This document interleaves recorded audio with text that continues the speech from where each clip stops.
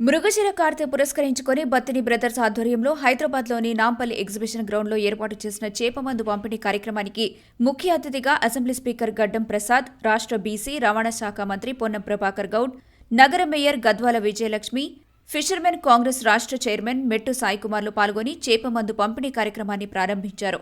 150 ఏళ్లుగా చేపమందు పంపిణీలో బత్తిని బ్రదర్స్ చేస్తున్న కృషిని వారు కొనియాడారు.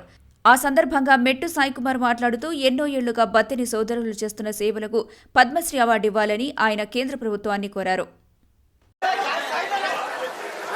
और जैसे मैंने इसके पहले भी कहा था, हमारे आंध्रा तेलंगाना जोनल इंचार्ज मोहिनी बहन जी और उनके तरफ से आए पूरे संत निरंकारी सेवा दल, आज उनके तरफ से आज जो ये सेवा हमको मौका मिला है, पूरे ये मिनिस्ट्री लेवल पे हम उनका तहे दिल से शुक्रिया करते हैं.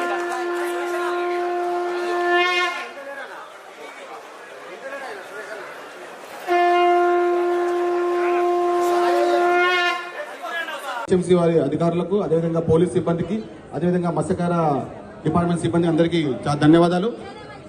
ముఖ్యంగా సొసైటీ గారికి కూడా, బత్తిన సోదరులకు, వారి యొక్కరికి కుటుంబం అందరికీ ధన్యవాదాలు. ముఖ్యంగా అన్న మాకు చిన్న విన్నపం, ఈ కుటుంబం గత 150 సంవత్సరాల సేవ చేస్తుంది.